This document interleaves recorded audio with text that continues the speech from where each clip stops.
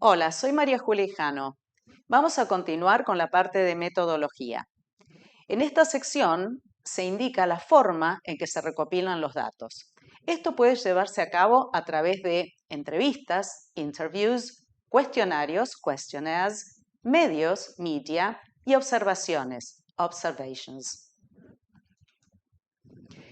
En cuanto al proceso de recopilación de datos, debemos precisar las personas que están presentes, la cantidad de veces que se recopilaron los datos, la duración y el contexto en el que se llevó a cabo dicha recopilación. También debemos señalar si el tipo de preguntas formuladas fueron abiertas o cerradas. Cuando se conduce una investigación, es importante saber cómo se formulan las preguntas y qué hallazgos se pueden realizar. Las open-ended questions, preguntas abiertas, le permiten al participante dar un tipo de respuesta libre en forma de texto, mientras que las preguntas cerradas, closed questions, limitan al participante a una sola respuesta dentro de un conjunto limitado. En cuanto a la integridad en la metodología, hay varias cosas que se deben tener en cuenta.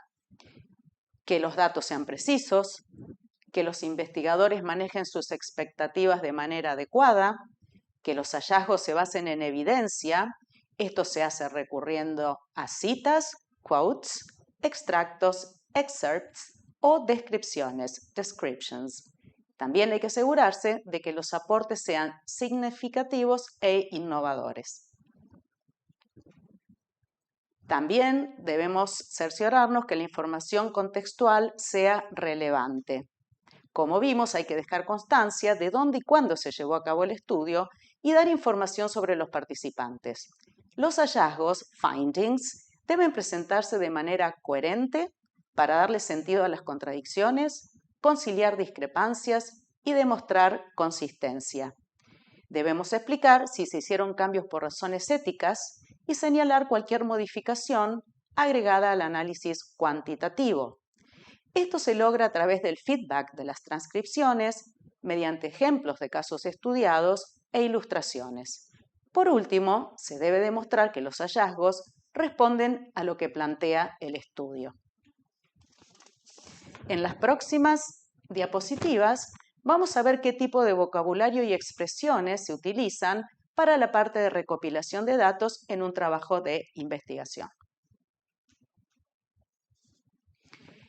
Estas son algunas de las frases más frecuentes que veremos en esta sección. Luego vamos a analizar qué significan algunos términos en el contexto científico. Los primeros ejemplos nos muestran diferentes frases comunes utilizadas cuando nos referimos a la recopilación de datos. Por ejemplo, for this study, we analyzed the data collected from. Para este estudio se analizaron datos recopilados en o de.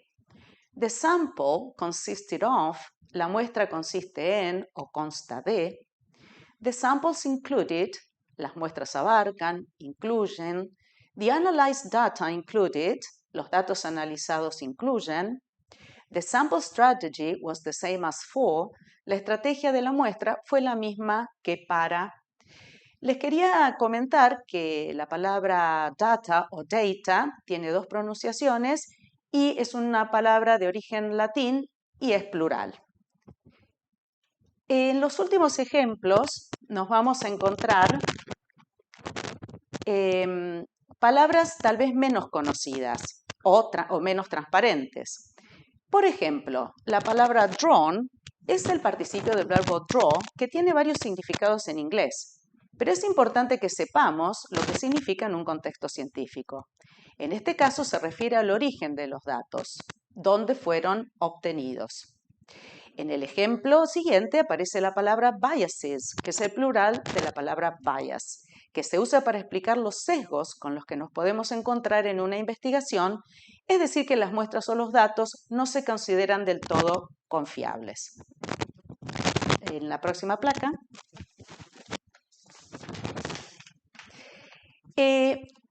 En este ejemplo,